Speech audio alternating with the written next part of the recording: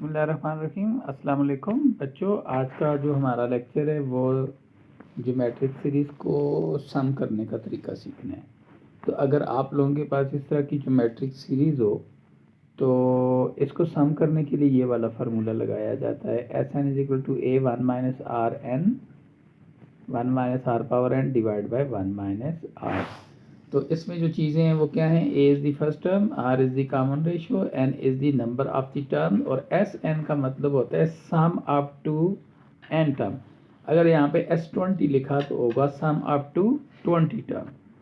तो अब एग्जांपल आ गई, कहता है कि हमारे पास क्वेश्चन है sum up to 5 term, also check your answer is your sum is correct और not. Let us start our question. A is equal to 2 because it is the first term and R 4 divided by 2 will be R. So 4 divided by 2 is equal to 2 and we have to find n. We already know this is the we have to find the sum up to fifth term. It means that n is equal to 5. So we are using formula Sn is equal to a into 1 minus r n divided by 1 minus r. This is formula for the sum of geometric series. So putting the value of n, so n is equal to 5, a is equal to 2, this is our a, so a is equal to 2, 1 minus what is r, this is our r is equal to 2, this is also 2. Now we check what is 2 power 5. 2 power 5 means we multiply 5 times 2. So I multiply 5 times 2, 2 multiplied to 4, 4 multiplied to 8, 8 multiplied to 16, 16 multiplied to 32. So it is equal to 32. 32, 1 minus 32, so it is equal to minus 31. Now, if I multiply minus 31 with 2, it will be equal to minus 62 divided by 1. So this is equal to 62. Now we check, is this our sum is correct according to our formula or not. So I start with our first two terms. First term is 2 and second term is 4. Therefore sum of two terms is equal to 6. Now I add up with third term. So third term is equal to 8. 6 plus 8 is equal to 14. So I add up fourth term. Fourth term is 16 and 14 plus 16 is 32. Now I will go towards our last term 32. So I add up 32, I get the answer 62. So our using formula is our answer is 62, and if I manually add them, I also get answer 62. This is verification of my answer. Again I have a question. This is a geometric progression, no need to calculate is it geometric or not. Now I have to find the sum and verify my answer. So a is equal to 2. तो बच्चों ये a2 के बराबर हो गया, तो ये a2 के बराबर हो गया, तो अंग्रेजी में अंग्रेजी छोड़ें, a2 के बराबर हो गया। तो r को फाइंड करने के लिए हम करते हैं second term divide by first term. So second term divided by first term, 6 divided by 2, it is equal to 3. What is the last term? Last term always known as an. So an is equal to 468. Is it correct? Yes, it is. First we have to find the value of n, because whenever I use formula for this sum, it has three things in this formula. Number one a, number two r, number three n. I have to find these three values. Therefore first of all I will find the value of n. So we already know formula for the nth term is equal to an is equal to a r power n minus 1. So putting the value of an is equal to 486, a is equal to 2 and r is equal to 3. So 3 power n minus 1. So if I divide by 2, so if I divide by 2, I will get answer 243. So मैंने LCM बनाया 243 का, पहले 3 के साथ 81 आया, फिर 3 के साथ 27 आया, फिर 3 के साथ 9 आया, फिर 3 के साथ 3 आया, फिर 3 के साथ 1 आया, गिना 1 2 3 4 5. सो 3 की पावर 5 इज इक्वल टू, यहाँ पे आ गया 3 की पावर n माइनस 1, ये दोनों 3 हो गए हैं। Therefore 5 is equal to n minus 1, 1 उस तरफ जाएगा तो 5 plus 1 is equal to n, तो 5 प्लस 1 कितना होता है 6, so n is equal to 6. Now we are using our formula for the sum, तो सम का ये फार्मूला है, ए की वैल्यू पुट की, एन की वैल्यू पुट की 6 अभी आई है, ये कैलकुलेट की है। ए की वैल्यू पहले से हमें पता है 2 है और आर की वैल्यू पहले से पता है हमें 3 है, तो ये सारी वैल्यूज पुट की।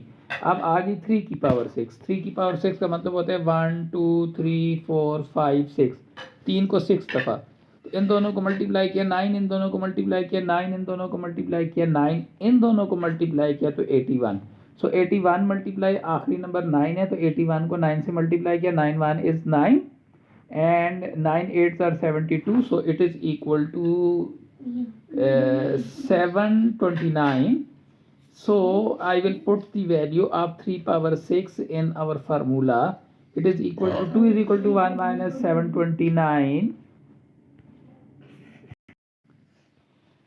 So when I minus this term, मैंने इसको माइनस किया तो ये आ गया माइनस 728, ये वाला माइनस इस माइनस से प्लस हो जाएगा और ये वाला 2 इस वाले 2 से कैंसिल हो जाएगा, तो आंसर आ गया 728। तो चेक करने का तरीका वही है, आप मैनुअली ऐड करें, पहली दो टर्म को ऐड किया 8 आया, तीसरी टर्म 18 है वो ऐड की तो 26 आया, चौथी टर्म तो 54 है वो ऐड की तो 80 आया, नेक्स्ट टर्म 162 है तो उसको ऐड किया तो आंसर 242 आया, नेक्स्ट टर्म 486 है उसको ऐड किया तो 728 आया, ये भी 728 है। और ये जो आंसर मैंने अभी फाइंड आउट किया है, ये देखिए ये मैंने फाइंड आउट किया, ये भी 728 है।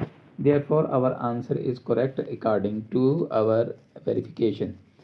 फर्ज किया ए की ये वैल्यू है, ए एन की ये वैल्यू है और एस एन की ये वैल्यू है, आर की ये वैल्यू है, तो what would be value of R N N, तो आर की वैल्यू पहले से दी हुई है which is equal to -2, so no need to confuse. तो आर की वैल्यू पता चल गई। अब आपने एन की वैल्यू फाइंड करनी है, तो एन की वैल्यू फाइंड करने के लिए अगर मैं ये वाला फार्मूला लगाऊं, अगर एन की वैल्यू फाइंड करने के लिए ये वाला फार्मूला लगाऊं तो सारे एन की वैल्यू आ जाएगी। तो ये हो गया 48, इट इज़ गिवन, और ए की value 3 divide by 4 and R की वैल्यू -2 पावर n -1, तो 4 उस तरफ जाके मल्टीप्लाई हो जाएगा तो 192 हो जाएगा। 3 को इस तरफ डिवाइड कर दूंगा, तो डिवाइड इस तरह करते हैं, 3 डिवाइड बाय 192, 6 के टेबल के साथ 18 1 आ गया, 2 इसको नीचे लाया तो 4 12, so it is equal to 64 और 2 power -2 power n -1। So 2 power 6 is equal to -2 power n minus, देखें यहाँ पे 2 के साथ माइनस है, यहाँ पे प्लस है, तो मसला नहीं हल होगा, इसके साथ भी माइनस होगा तो तब, तो हमें पता है कि 2 पावर -6 और 2 पावर 6 बराबर होते हैं। सो मैंने इसको लिखा 2 पावर -6, यहाँ भी माइनस है यहाँ भी माइनस है, लिहाजा ये आपके पास हो जाएगा 6 इज इक्वल टू n -1, 1 को तो ले जाएंगे तो 7 हो जाएगा। तो क्वेश्चन नेक्स्ट आ गया, हमें आर की वैल्यू दी हुई है, हमें वैल्यू दी हुई है A9 की, कह रहा है कि ये चारों नंबर फाइंड करने हैं, तो 4 नंबर आ गए A N and S N, तो आर की वैल्यू गिवन है, so it is given in the question, और A9 इज इक्वल टू 1 है, तो इसका मतलब है n इज इक्वल टू 9, क्योंकि यहाँ पे बेस में तो हमेशा n होता है, so n is equal to 9। A N का फार्मूला क्या होता है, A R N -1, A N की वैल्यू पुट, एन की वैल्यू 9 है वो पुट की, यहाँ पे भी, यहाँ पे आपको ए का नहीं पता तो छोड़ दें, आर की वैल्यू में पता है 1 डिवाइड बाई 2 और एन की वैल्यू यहाँ पे पुट की 9, तो A9 is equal to A into 1 divide by 2, 9 -1 8 होता है, तो मैंने इसको 8 कर लिया, तो क्योंकि मुझे पता है A9 की वैल्यू 1 है तो मैंने 1 पुट किया, तो यहाँ पे 1 आ गया, तो ये होल पावर 8 है, तो 1 की पावर भी 8 हो जाएगी, 2 की पावर भी 8 हो जाएगी, और 1 की पावर भी 8 हो और 2 की पावर भी 8 हो, 2 की पावर 8 का मतलब होता है 2 × 2 8 टाइम्स, तो इन दोनों को ज़रब दिया 4, इन दोनों को 4, इन दोनों को 4, इन दोनों को 4, इन दोनों को दिया ज़रब 16, इन दोनों को 16, 16 को 16 से मल्टीप्लाई किया तो आंसर आ गया 256, तो मैंने यहाँ पे इसकी जगह लिखा 250, ये उस तरफ चला जाएगा तो एक आंसर आ जाएगा 256। अब आपने ये ए फाइंड कर लिया है, एन फाइंड कर लिया है, ए एन पहले से क्वेश्चन में गिवन है वो 1 के बराबर है, एस एन रह गया, तो लिहाजा एस एन की पर मैंने फार्मूला लगाया ये वाला, और एन की वैल्यू पुट की, ए की वैल्यू पुट की और आर की वैल्यू पुट की, तो ये वैल्यू पुट करने के बाद मैंने क्या किया, इनको ये क्योंकि 9 बन गया था तो 1 की पावर 9, 2 की पावर 9, तो 2 की पावर 8 हमें पता था कितना था 256, तो एक और से ज़रब देंगे तो 2 पावर 9 हो जाएगी, तो ये 512 हो गया। 1 डिवाइड में 5 12, इनका एलसीएम ले लिया, डिवाइड वालों का इनका एलसीएम ले लिया, 2 - 1 डिवाइड बाई 2, तो ये 1 डिवाइड बाई 2 हो जाएगा। तो अब इनका भी एलसीएम लिया तो ये हो जाएगा 5 12 - 1 डिवाइड बाई 5 12, तो 256 5 12 के साथ पूरा पूरा डिवाइड होता है, बाकी 2 बच जाता है।